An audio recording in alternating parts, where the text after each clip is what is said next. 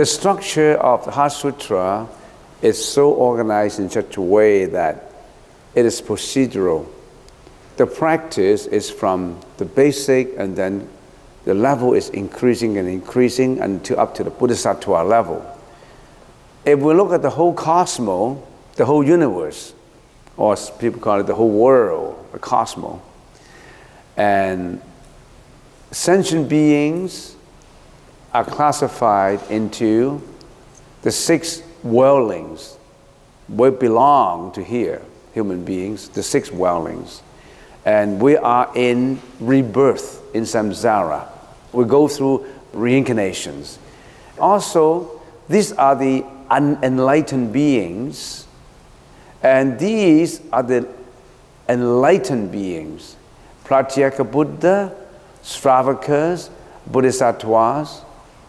Buddha is already beyond the beings level. Because when we talk about beings, we classify beings in the whole cosmos into either sentient beings or non-sentient beings. Sentient beings have feelings, we have emotions, we have compassion, sometimes love, hatred, depression, jealousy, anxiety, lots of emotions, lots of feelings. And there are also the non-sentient beings. What are these? A piece of rock, stone, buildings.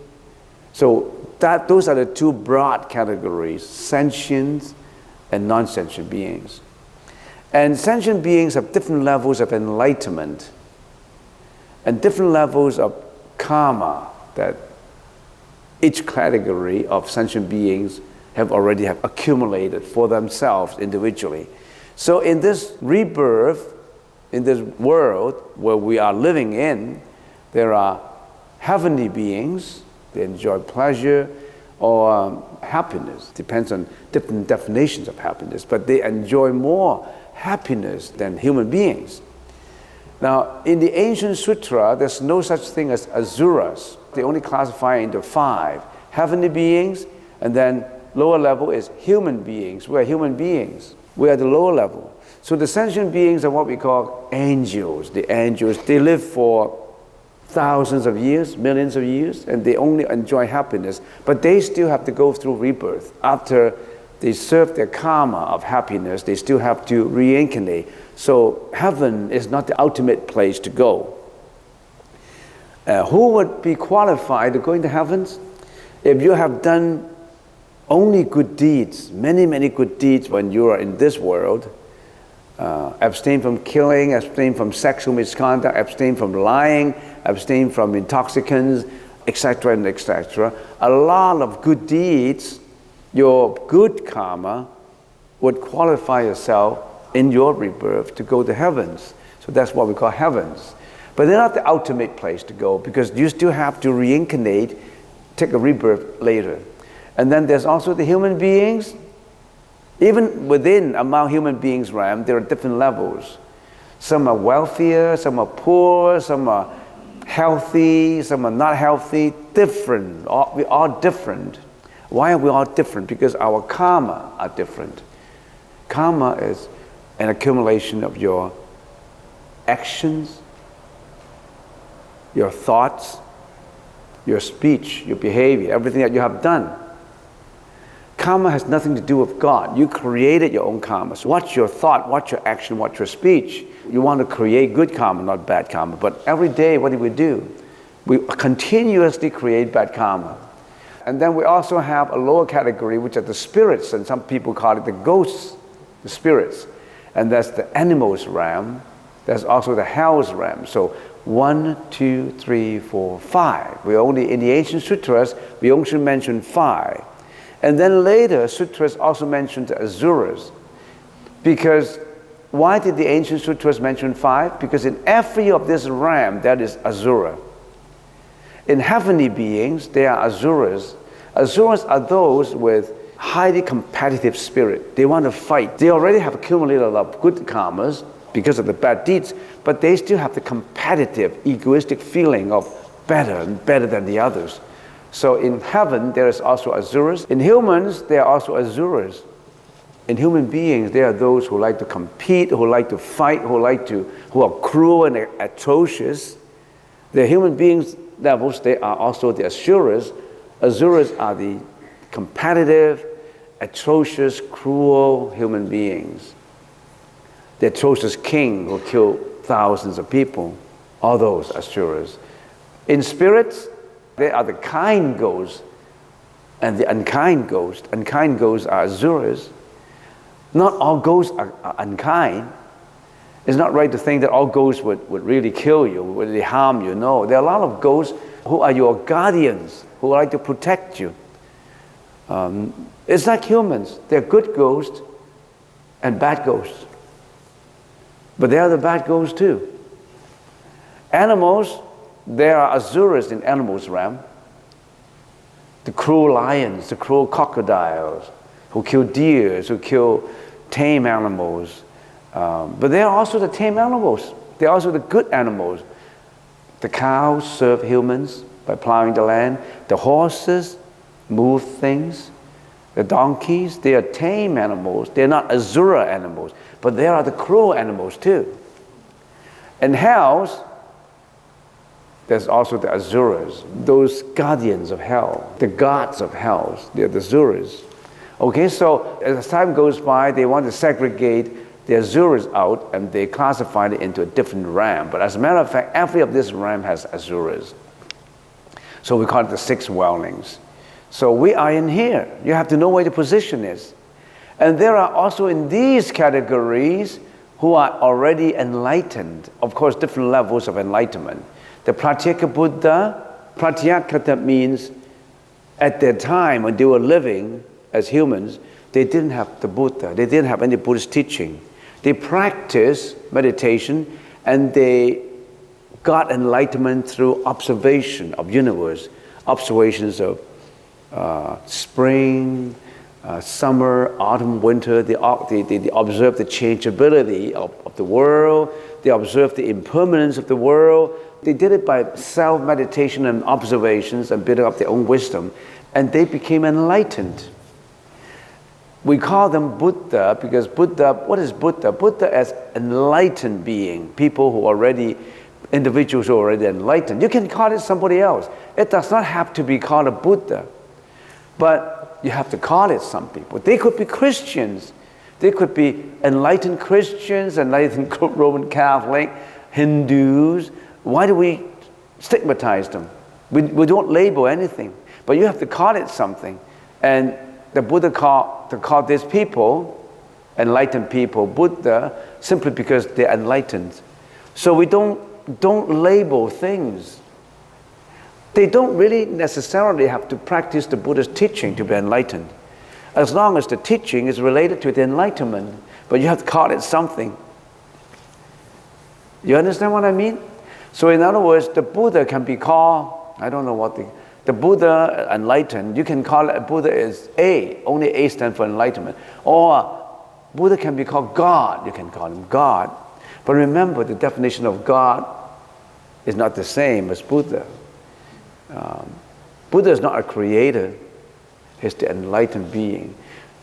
Very careful when you use the word God, which is often misused by people, because when you talk about God, they stigmatize God to mean something, to mean a master that I always follow, to mean he created me, to mean he's omnipotent, I mean he is everything, he's the creator.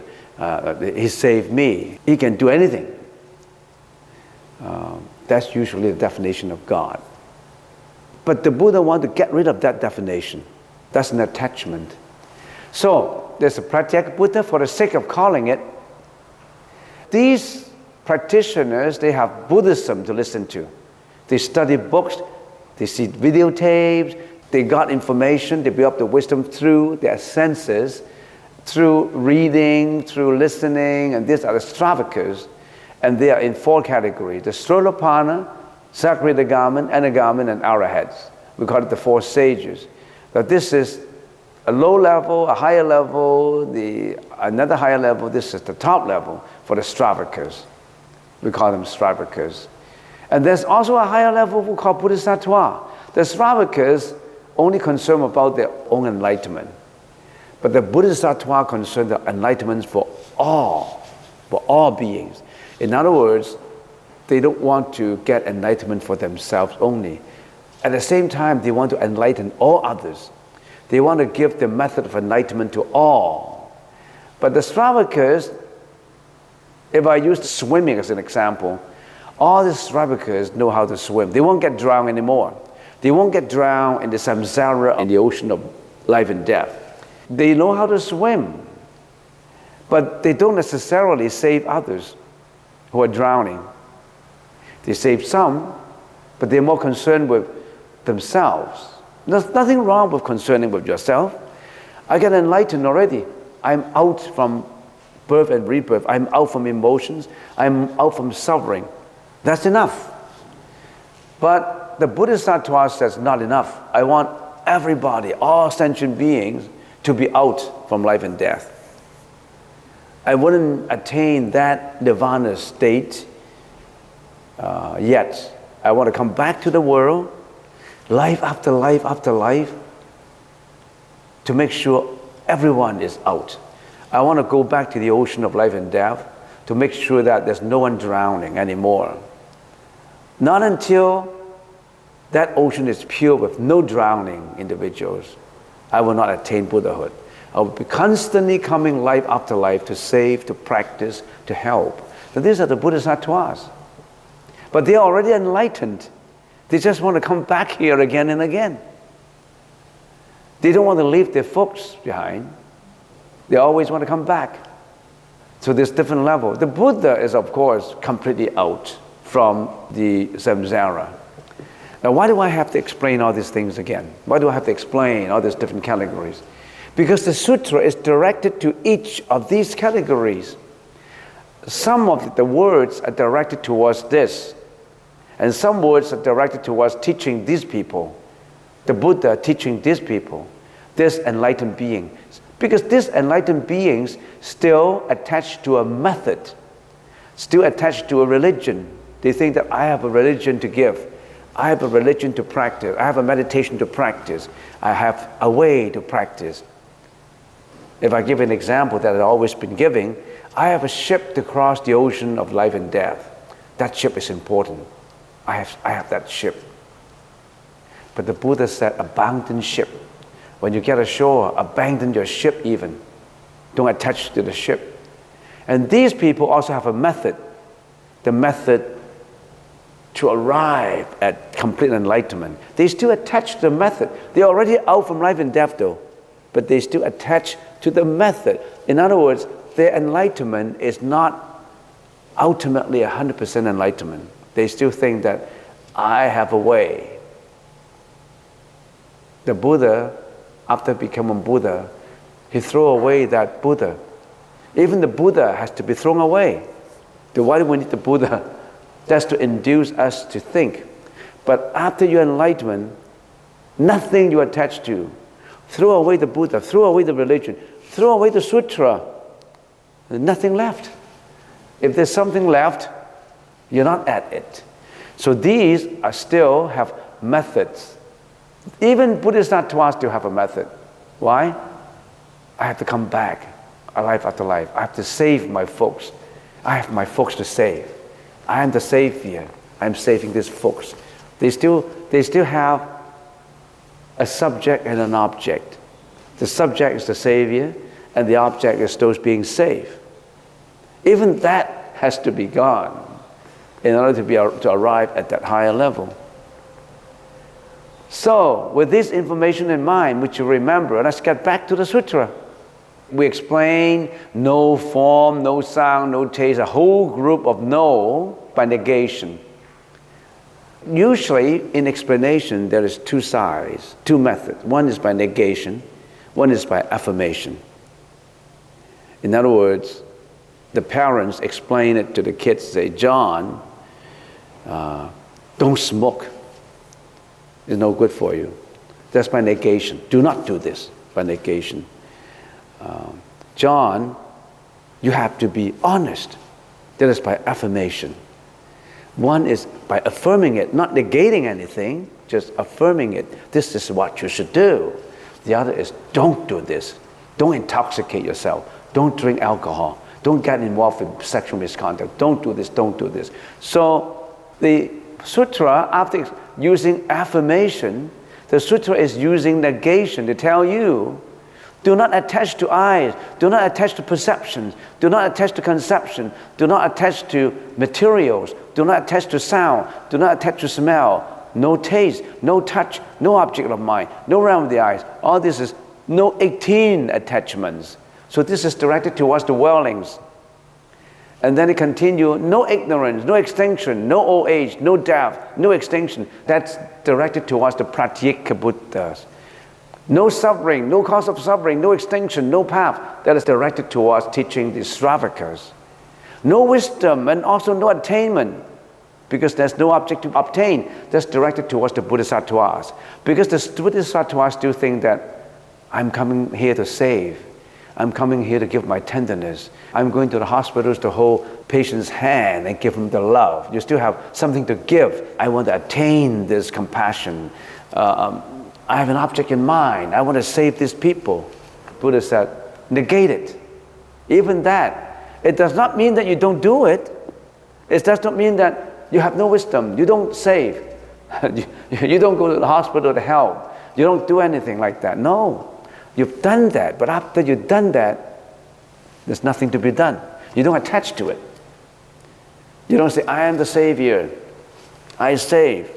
You don't do that. You understand what I mean? With that understanding, let's get back more.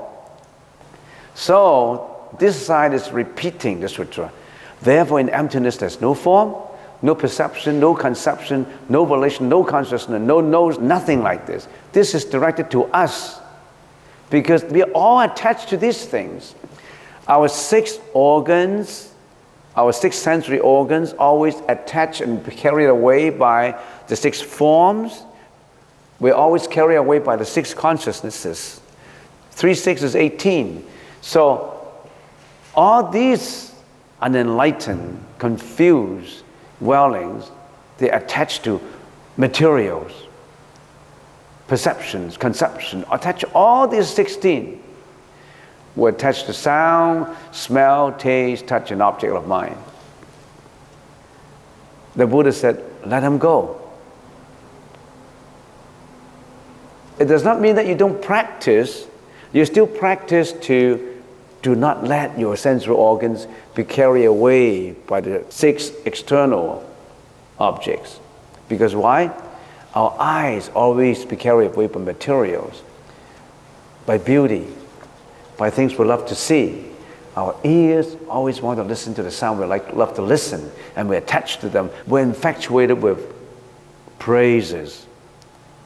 We hate criticism. We hate being despised. We always have hatred, we always have love because of this infatuation, of this attachment. Our ears, and then our taste buds, we always have the infatuation of good food. Now that is a Buddha pointing out to you, oh, don't do this. They got into trouble. There's 18 rams being carried away by 6, arising the 6, all these mental functions arising at the same time, jealousy, hatred, depressions, angriness, greediness, many of these emotions arises. You attach to them, and not just attaching to them. You perform actions as a result. You perform speech as a result. You perform thinking as a result. And the Buddha said in the sutra, because this sutra only contains a very short, only 268 Chinese characters, such a short sutra, it gives you a summarization, a summary for you to think. No, none of these. So you as an individual is nothing but body and mind. It's your body and mind that confuse. It's your body and mind that carry out the bad karma, the good karma. But it's also your body and mind, if you practice it the right way, that makes you become enlightened. Don't negate this body. This body has an affirmative side, have a negative side. The negative side is always doing what? crime, killing, lying, sexual misconduct, intoxication. Your body is doing this negative part. That's the reason why the Buddha say, negate, negate, negate. But your body is also doing the affirmative side. You love, you give passion, you're responsible, you practice, you're hardworking. You as an individual, you have morality. Those are the affirmative side.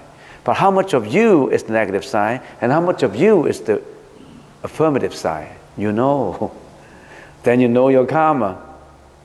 If you sit down and ponder about it, oh my goodness, I have more negative side than my positive side. Then you know why you are suffering. Every thought produces energy. Every thought produces karma. That's what the Buddha is talking about. So the Buddha wants to tell you who you are. How do you improve? How do you get your mistakes?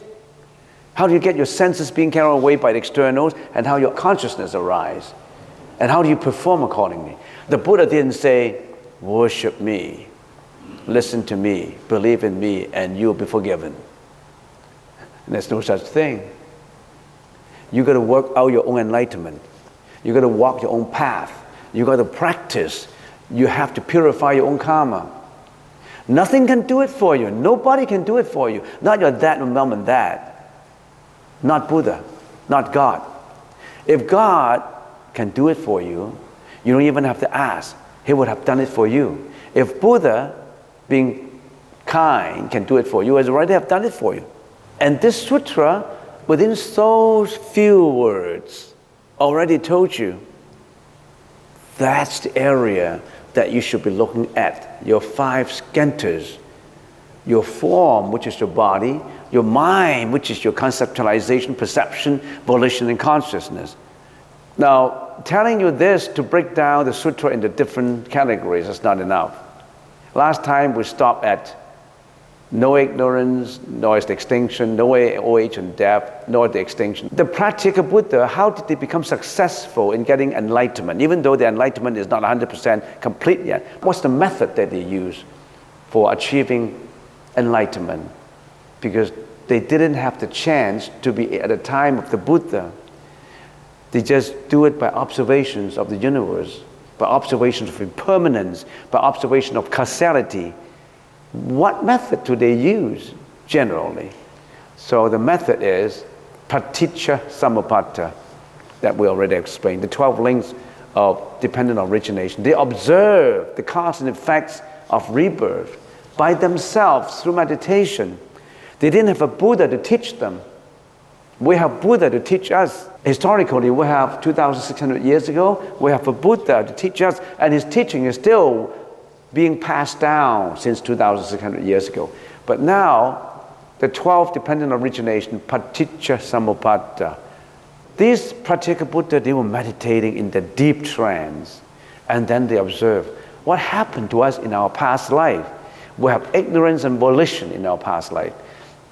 Conditions that are responsible for the occurrence of this life. We have ignorance, we perform bad deeds, bad karma in the past life, in previous rebirths, in previous life, that brought us into this life. And in this present life, we still carry on our karma. We have consciousness, we have name and form. What is name and form? We're in the mother's womb. Form is body, name is mind. We have name and mind. Particularly our 6 senses, we're being attracted by externals, and then we contact with externals, we build up sensations. Pleasurable sensation, unpleasurable sensation, neutral sensation. We have cravings, we have desires, we have attachment, and finally we'll build up all this bad karma, all good karma. We don't necessarily do all bad things, you know. The Buddhist teaching is not just pessimistic. Everything is bad, everything is suffering. No. You've done all sorts of good karma that qualify you to become a billionaire in this life. That qualify, that makes you become a very beautiful individual, makes you become very handsome, very athletic, very, you know, you are your own builder, you know, nobody else. And then, if you are still involved with karma, you haven't got enlightenment, you cannot get out of rebirth, you carry your karma into your next rebirth. But then, you still have to experience sufferings and finally old age and death. That's your future life. You are in this chain. You're always in this chain. You and I, we always have been in this chain for many, many generations, for many, many cycles. The Buddha told us all these. You want to know about your past? Who am I? Who were I when I was in my past life? Where do I live? Oh, I live in Burma. I live in China in my past life. That's why I become very interested in the Chinese stuff. You know, people say, I'm interested in Chinese food, in Chinese things. Maybe I was a Chinese before. Well, probably.